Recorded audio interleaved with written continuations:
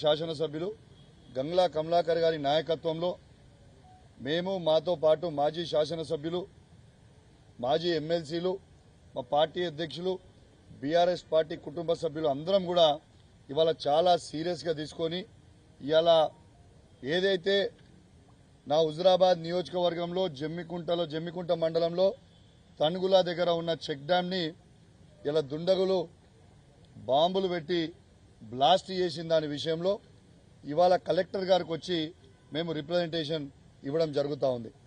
ఇవాళ అది బ్లాస్ట్ చేసిండు, దాన్ని ధ్వంసం చేసిర్రు అని మేము చెప్పుడు కాదు, ఇది పొలిటికల్ ఆరోపణ అసలే కాదు. ఇది ఎవరి ఆరోపణ? డైరెక్ట్గా ఇరిగేషన్ డిఈ రవికుమార్ అనే వ్యక్తి జమ్మికుంట పోలీస్ స్టేషన్లో వచ్చి పిటిషన్ ఇవ్వడం జరిగింది.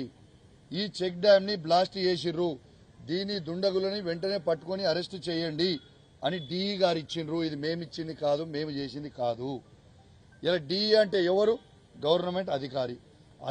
గవర్నమెంట్ అధికారి ఇవాళ దాన్ని ధ్వంసం చేసిండ్రు అని చెప్పిన తర్వాత ఇలా ఇప్పటి వరకు కూడా ఇంకా యాక్షన్ తీసుకోకపోతే ఎట్లా అని మేము అడుగుతా ఉన్నాం. చాలా చాలా బాధ కలుగుతా ఉంది. ఇది మేము రాజకీయ పరంగా ఏ పార్టీని ఎవరిని కూడా మేము దూషించడం లేదు. మాకు కావాల్సింది మా నాయకుడు కేసీఆర్ గారు మాకు నేర్పించింది రైతులకి అండగా నిలబడాలి మనం కష్టకాలంలో ఉంటే అని మా నాయకుడు మాకు కేసీఆర్ గారు నేర్పించిండ్రు. ఇలా కేసీఆర్ గారు వందలాది చెక్ డ్యాంలు ఇవాళ ఈ రాష్ట్రంలో కట్టిండు. ఎందుకు కట్టిండు? రైతుల కోసము బాగుండాలి. ఆ చెక్ డ్యాం వల్ల నీళ్లు భూగర్భ జలాలు పెరుగుతాయి.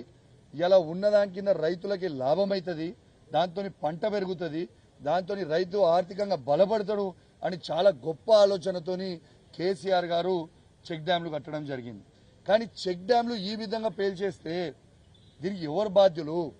ఇలా ఎందుకు దీన్ని ఇంత సీరియస్గా కూడా తీసుకున్నామంటే మీ అందరు కూడా చెప్తా ఉన్నాను. ఇంతకుముందు మా మంత్రివర్యులు చెప్పినట్టు హుసేన్ మియా వాగు మీద ఉన్న భూజనపేట చెక్ డ్యాంని బాజాబ్తు జెలిటన్ స్టిక్స్ తోని దొరికితే వందలాది మంది రైతులే డైరెక్ట్గా వాళ్ళని పట్టుకొని పోలీసులకి పిటిషన్ ఇస్తే జనవరి 2024 నాడు పిటిషన్ ఇస్తే ఇప్పటిదాకా ఎఫ్ఐఆర్ కాలే. దాంట్లో పిటిషన్లో ఏమని ఇచ్చారు రైతులు? అధికార పార్టీ చెందిన అంటే కాంగ్రెస్ పార్టీకి చెందిన సారయ్య గౌడ్ గారు, సుధాకర్ రెడ్డి గారు ఇవన్నీ కూడా తీసుకొని వచ్చి పెట్టిండ్రు. ఇప్పటిదాకా ఎఫ్ఐఆర్ కూడా ఎందుకు కాలే, వాళ్ళని ఎందుకు అరెస్ట్ చేయలేదో చెప్పండి. ఎందుకు చేయలేదు దాని మీద?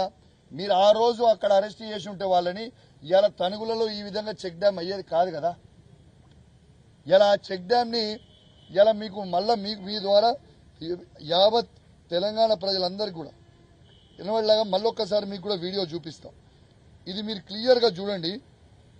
ఇది నేను హైదరాబాద్లో కూడా మన ప్రెస్ మీట్లో చూపించిన, ఇలా కరీంనగర్ జిల్లాలో కూడా మళ్ళీ మీకు చూపించాలని నేను అనుకుంటున్నా. ఒక్కసారి మీరు చూడండి. ఇది నేను చెప్పించిన ఈ వీడియో నాకు కూడా పంపించింది వాళ్ళు, ఇదే కాంగ్రెస్ వాళ్ళే నాకు పంపించింది ఈ వీడియో. ఆనాడు పోయింది. ఇది చూడండి, దీంట్లో క్లియర్గా హోల్ కనబడుతుంది మీకు. దాని లోపల పూసలు పెట్టింది కనబడుతుంది, వైర్ కనబడుతుంది. క్లియర్గా అదే చెక్ డ్యామ్ అవుతుంది. ఇది అయిన తర్వాత దీని మీద ఎంక్వైరీ ఎందుకు చేయరు? ఎస్, దీని మీద వచ్చిన తర్వాత దీని మీద ఎంక్వైరీ చేయాలన్నా వద్దా ఒక్కసారి మీరు ఆలోచన చేయండి. రెండోది, ఇవాళ ఆ రోజు మా నాయకుడు కేసీఆర్ గారి నాయకత్వంలో హరీష్ రావు గారు, గంగ్లా కమలాకర్ గారు, మరి చాలామంది మాజీ శాసనసభ్యులు అందరు కూడా, ఇద్దరు మాజీ మంత్రులు ఆడికి సైట్ మీద తీసుకొని పోయి చూసిన తర్వాత అది వేల్చిర్రు అని మా హరీష్ రావు గారు ఆ రోజు క్లియర్గా ప్రెస్ మీట్లో చెప్పిన తర్వాత ఏమైంది? నెక్స్ట్ డే రోజు పొద్దున పెద్దపల్లి ఎమ్మెల్యే గారు ప్రెస్ మీట్ పెట్టి అది నువ్వు ప్రూవ్ చేస్తే, హరీష్ రావు గారు మీరు ప్రూవ్ చేస్తే నేను శాశ్వతంగా రాజకీయాల నుంచి తప్పుకుంటా, నా ఎమ్మెల్యే పదవికి రాజీనామా చేస్తా అని పెద్దపల్లి ఎమ్మెల్యే విజయరామనారావు గారు మీ ద్వారానే ఈ కరీంనగర్లో పెట్టిండు. మేమేం చేసినాము? మా పార్టీ పక్షాన కేసీఆర్ గారి నాయకత్వంలో హరీష్ రావు గారి పక్షాన నీ సవాల్ని మేము స్వీకరిస్తా ఉన్నామని ఈ వీడియో నేను రిలీజ్ చేసిన. ఈ వీడియో నేను రిలీజ్ చేసిన తర్వాత ఇవాళ మేము ప్రూవ్ చేసినాం కదా, ఇప్పుడు ఉన్న జెలిటన్ స్టిక్స్ క్లియర్గా కనబడతా ఉంది, వైర్ కనబడతా ఉంది. మరి ఇవాళ రాజకీయంగా నీవు ఇచ్చిన సవాల్ మీద, నువ్వు ఇచ్చిన మాట మీద నువ్వు ఉంటావా? ఎమ్మెల్యేకి రాజీనామా చేసి శాశ్వతంగా రాజకీయాల నుంచి దూరం ఉంటావా అని నేను అడిగిన తర్వాత దానికి ఆయన స్పందించలేదు. ఎందుకంటే ఆ రోజే చెప్పిన రేవంత్ రెడ్డి గారు మాటలు ఇచ్చి ఎట్లయితే మాటలు తప్పుతాడో, రైతులకి రైతు బంధు ఇలా 15,000 ఇస్తా అని మాట తప్పిండు, మహిళలకి 2,500 ఇస్తా అని మాట తప్పిండు, పెన్షన్ 2,000 4,000 చేస్తా అని మాట తప్పిండు, 4,000 6,000 చేస్తా అని మాట తప్పిండు, ఇట్లాంటి తులం బంగారం ఇస్తామని మాట తప్పిండు. మరి మీ రేవంత్ రెడ్డి గారు మాట తప్పినట్టు నువ్వు కూడా గట్లనే మాట తప్పుతావా విజయన్న అని నేను అడిగిన. విజయన్న మంచోడు, ఆయన గౌరవం ఉంది మాకు కూడా, కానీ గౌరవం పోయేలాగా చేసుకోవద్దని నేను చెప్తా ఉన్నాను విజయన్న కూడా. ఎందుకు చెప్తున్నా అంటే ఈ మాట కూడా ఇప్పుడు దాదాపు మీరు చూడొచ్చు, నా ఫోన్లు ఇప్పుడు మీకు చూపిస్తా, ఒక 500 మంది తోని ఫోన్లు చేపిస్తా ఉన్నారు, ఏమని బెదిరిస్తా ఉన్నారు ఫోన్లు చేసి. ఇవన్నీ మిస్డ్ కాల్ చూడొచ్చు, ఇగో ఇప్పుడు కూడా గదే ఫోన్ కాల్ ఉంటాయి మీరు చూడరు, ఇవన్నీ ఫోన్లు గవే ఫోన్లు చేపిస్తా ఉన్నాడు, చిన్న పిల్లగాడు చేపించినాడు, దీనికి ఎవడో భయపడతాడు అన్నట్టు.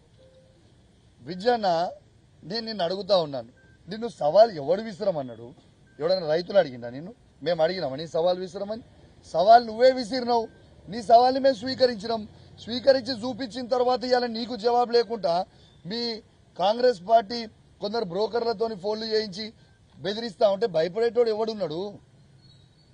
విజయన్న ఒకటి గుర్తుపెట్టుకో, మీ రేవంత్ రెడ్డికే నేను భయపడలే, మీ రేవంత్ రెడ్డినే నా ఇంటికి బరాబర్ అని రోజు నిలదీస్తా ఉన్నా. ఈ బచ్చగాలు వాళ్ళు వీళ్ళు ఫోన్ చేస్తే మేము భయపడతామైంది? ఒక్కసారి మీరు ఆలోచన చేయండి విజయన్న గారు, ఇట్లాంటి చిల్లర పనులు బంద్ చేయరి.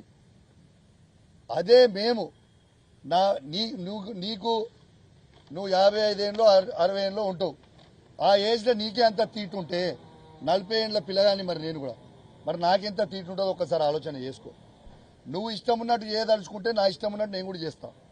రేపు నువ్వు ఇదే విధంగా మీరు కంటిన్యూ అయితే రేపు మా బీఆర్ఎస్ పార్టీకి మేము కూడా కాల్ ఇచ్చి మా హుజరాబాద్ నియోజకవర్గం నుంచి కావచ్చు, మీ పెద్దపల్లి నియోజకవర్గం నుంచి కావచ్చు, యావత్ తెలంగాణ నుంచి కావచ్చు, మా బీఆర్ఎస్ పార్టీ నాయకులు అందరూ కూడా నీకు ఫోన్ చేసి ఎప్పుడు రాజీనామా చేస్తున్నావు అని మేము అడిగిపించే పరిస్థితి తీసుకొచ్చుకోకు.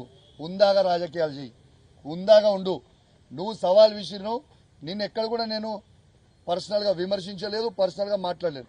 నా నియోజకవర్గంలో నాకు సంబంధించిన రైతుల పక్షాన చెక్ డ్యామ్ అనేది బ్లాస్ట్ చేసిర్రు. ఆ చెక్ డ్యామ్ బ్లాస్ట్ చేయడం వల్ల రైతులకి నీళ్లు అనేది పోతే రైతులకు ఇబ్బంది పడతారు.